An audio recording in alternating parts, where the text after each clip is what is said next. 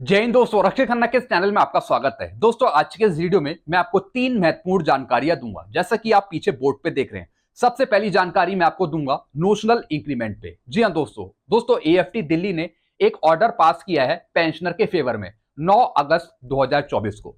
अब दोस्तों इस ऑर्डर के तहत पेंशनर को मिलेगा नोशनल इंक्रीमेंट, जुलाई का इंक्रीमेंट मिलेगा इनका। दोस्तों मैं आपको पूरा केस समझाऊंगा और दोस्तों इन्हीं के वकील ने एक लीगल नोटिस भी डाला है एएफटी दिल्ली में, ताकि आगे चलकर जल्द से जल्द इनको नोशनल इंक्रीमेंट मिल जाए। दोस्तों कई बार होता क्या है कि जजमेंट तो आपके फेवर में चला जाता है, लेकिन उसके बाद डिपार्टमेंट, रिकॉर्ड, पीसीडीएस स्पर्श इतनी जल्दी पेमेंट नहीं करता, उसका एरियर नहीं देता। दोस्तों जल्दी पेमेंट करवाने के लिए, ताकि आपको उसका हक जल्दी मिल जाए, इसके लिए लीगल नोटिस डाला जाता है जजमेंट के बाद।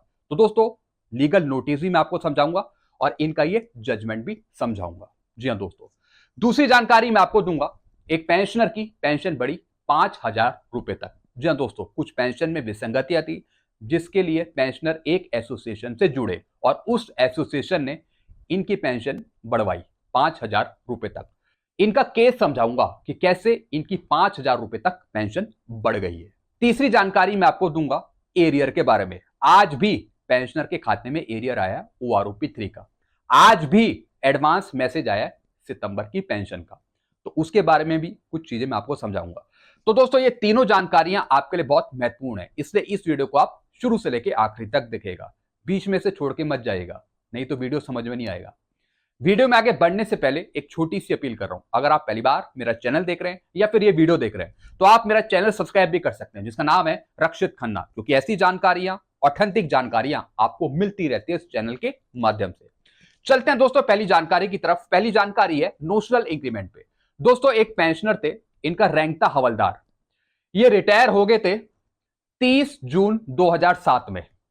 जून 2007 में रिटायर हुए थे। इनको जुलाई का इंक्रीमेंट नहीं मिला था, 1 जुलाई 2007 का इंक्रीमेंट इनको नहीं मिला था, जिसके लिए दोस्तों इन्होंने एएफटी दिल्ली में कोर्ट केस किया और दोस्तों बहुत जल्द फैसला इनके हक में आ गया। वो इस वजह से क्योंकि दोस्तों जब ये रिटायर हुए 30 जून 2007 में, और इससे पहले जो इनको 2006 का इंक्रीमेंट मिला था जुलाई का, उसके बीच में 1 साल का पूरा गैप था और कंटिन्यू सर्विस इन्होंने करी थी पूरी 1 साल की, 365 दिन। तो दोस्तों एएफटी दिल्ली ने ज्यादा टाइम नहीं लगाया केस को सेटल करने में, तुरंत निर्णय दिया 9 अगस्त 2024 को, जैसा कि आप यहां पे देख रहे हैं। Grant one notional increment to the applicant for the period 1 July 2006 to 30 June 2007। यानी दोस्तों पूरा 1 साल जो उन्होंने सर्विस किया पीछे, उसका दोस्तों इनको नोशनल इंक्रीमेंट दिया 1 जुलाई 2007 का। इसमें लिखा हुआ है subject to verification that he has completed 1 full year of service for the purpose of pensionary benefit and not for any other purpose। जी हां दोस्तों, पूरी 1 साल इन्होंने सर्विस करी और बीच में गैप था, यानी जब ये रिटायर हुए और उससे पहले जो इनको इंक्रीमेंट मिला था पिछले साल, उसके बीच में पूरा 1 साल का गैप था, 365 दिन का पूरा गैप था। इस वजह से दोस्तों ये निर्णय, ये बहुत जल्द निर्णय आया और पेंशनर के फेवर में चला गया। दोस्तों निर्णय तो आ गया, लेकिन अभी तक पेंशनर को इसका फायदा नहीं मिला है। तो दोस्तों ये बात पेंशनर ने अपने वकील को बताई, तो दोस्तों वकील ने कहा कि अब हम डालेंगे लीगल नोटिस। दोस्तों मैं आपको लीगल नोटिस भी दिखा रहा हूं। दोस्तों इस लीगल नोटिस को हम एक और नाम से जानते हैं, एग्जीक्यूशन पिटीशन फाइल्ड। जी हां दोस्तों, लीगल नोटिस का दूसरा नाम है एग्जीक्यूशन पिटीशन फाइल्ड, और इसके बारे में मैंने पहले भी वीडियो में आपको बताया है। तो दोस्तों अब यह डाला गया है इनके वकील द्वारा लीगल नोटिस या फिर एग्जीक्यूशन पिटीशन फाइल्ड, जिसके बेस पर डिपार्टमेंट को, रिकॉर्ड को, पीसीडीए को, स्पर्श को नोशनल इंक्रीमेंट देना ही पड़ेगा। इसमें भी दोस्तों वही चीज लिखी है कि एएफटी दिल्ली ने ऑर्डर पास किया 9 अगस्त 2024 का, उसके तहत जल्द से जल्द पेंशनर को नोशनल इंक्रीमेंट दिया जाए। और दोस्तों जब भी आप कोई कोर्ट केस कर रहे हैं नोशनल इंक्रीमेंट लेने के लिए, तो अपने वकील को बताएं कि पूरे हमें पेंशनरी बेनिफिट चाहिए, खाली ये नहीं कि नोशनल इंक्रीमेंट तो मिल गया, एरियर दे दिया या फिर पेंशन बढ़ा दी। पेंशन बढ़ने के साथ साथ, एरियर के साथ साथ कम्यूटेशन, रिटायरमेंट ग्रेजुटी और लीव इनकैशमेंट का पैसा, ये भी चाहिए आपको। ये सब चीजें आप अपने वकील को बताएं, तब दोस्तों आगे बढ़ें। तो दोस्तों ऐसे इन पेंशनर ने सारी चीजें मांगी। नोशनल इंक्रीमेंट तो मांगा ही जुलाई का, लेकिन साथ ही साथ जो ऑल पेंशनरी बेनिफिट हैं जैसे लीव इनकैशमेंट, कम्यूटेशन, ग्रेचुइटी, ये भी मांगा। तो दोस्तों अब डिपार्टमेंट रिकॉर्ड, पीसीडी स्पर्श सब चीज का इनको एरियर देगा।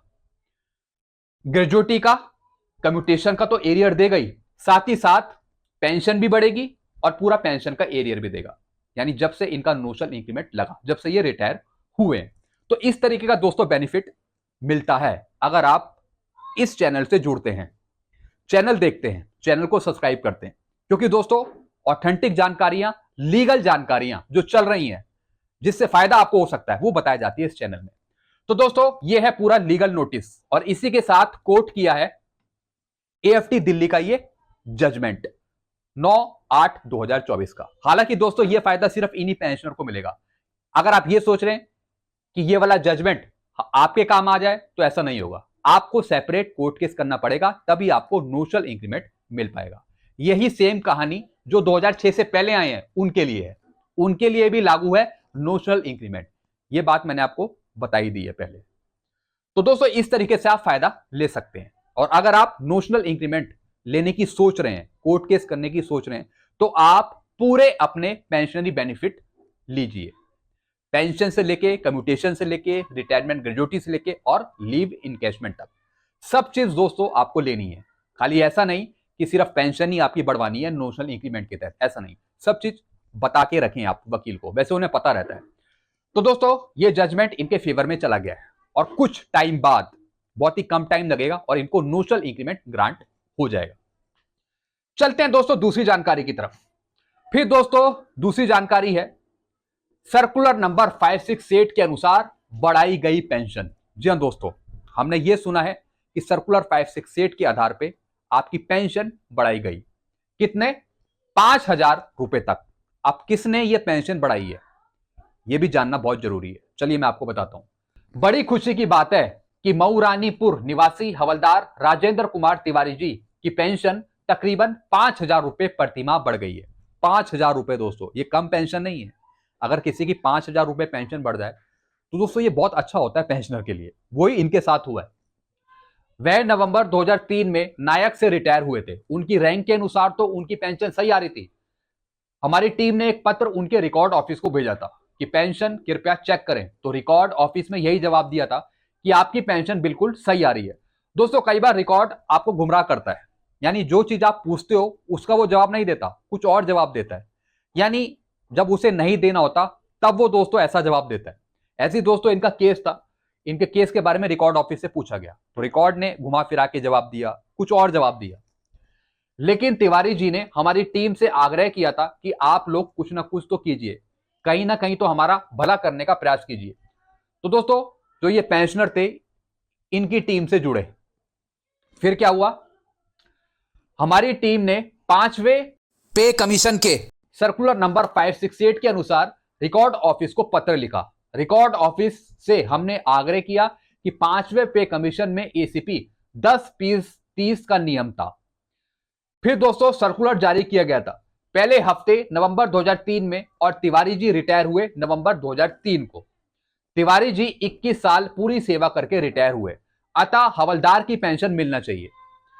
अतः रिकॉर्ड ऑफिस को इनका 2003 का पार्ट 2 ऑर्डर करना पड़ा। जी हां दोस्तों, और आज उसका परिणाम आ चुका है। यानी दोस्तों इनकी पेंशन में कुछ गड़बड़ी थी, कुछ पेंशन फिक्सेशन पहले सही से नहीं हुई थी, कुछ कम पेंशन मिल रही थी, जिसके तहत दोस्तों इनका पार्ट 2 ऑर्डर करवाया इनकी टीम ने।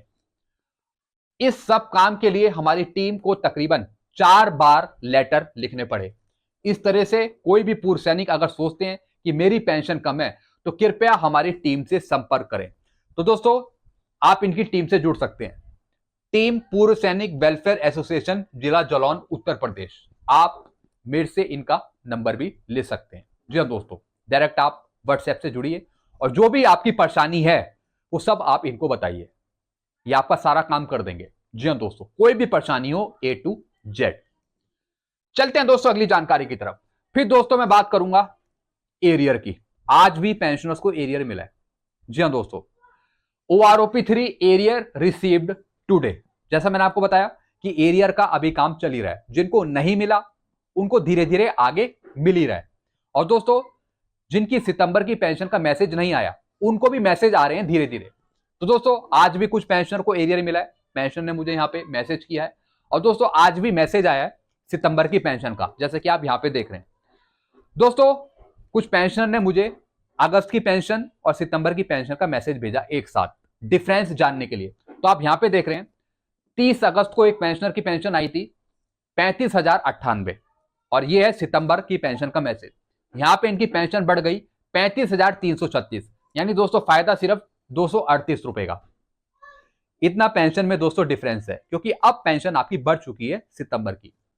ऐसी दोस्तों एक और मैसेज आया, इसमें दोस्तों डिफरेंस आ रहा है 90 रुपए का, यानी इतना ही बड़ा होगा पेंशन में। दोस्तों आप यहां पे देख रहे हैं पहले थी पेंशन 38,659 और अब हो गई है 38,749, यानी मात्र 90 रुपीज की बढ़ोतरी हुई है। और कई तो ऐसे पेंशनर्स हैं जिनको सेम मैसेज आया है, यानी जो अगस्त की पेंशन थी वही उनको सितंबर की पेंशन में मिलने वाली है, क्योंकि मैसेज वही आया है सेम। तो दोस्तों जिनकी पेंशन बढ़ी है ओआरओपी 3 में, उनका भी दोस्तों कॉरिजेंटम पीपीओ जारी होगा। अगर आपको सेम मैसेज आया है अक्टूबर में दोस्तों जारी हो जाएगा कॉरिजेंटम पीपीओ, और फिर बढ़ी हुई पेंशन आपको अक्टूबर में ही मिल पाएगी। तो दोस्तों आप थोड़ा सा यहाँ पे वेट करिए जब तक कि कॉरिजेंटम पीपीओ जारी नहीं होता। ये मैंने आपको सुबह वाले वीडियो में भी बताया था। तो दोस्तों यही कुछ जानकारियां थी जो मैंने आपको समझाई हैं। बाकी आपको और कुछ पूछना हो तो आप नीचे कमेंट कर सकते हैं। वीडियो आपको अच्छा लगता है वीडियो को लाइक करें, और दोस्तों इस चैनल को आप सब्सक्राइब कर सकते हैं, इसका नाम है Rakshit Khanna. Thank you so much.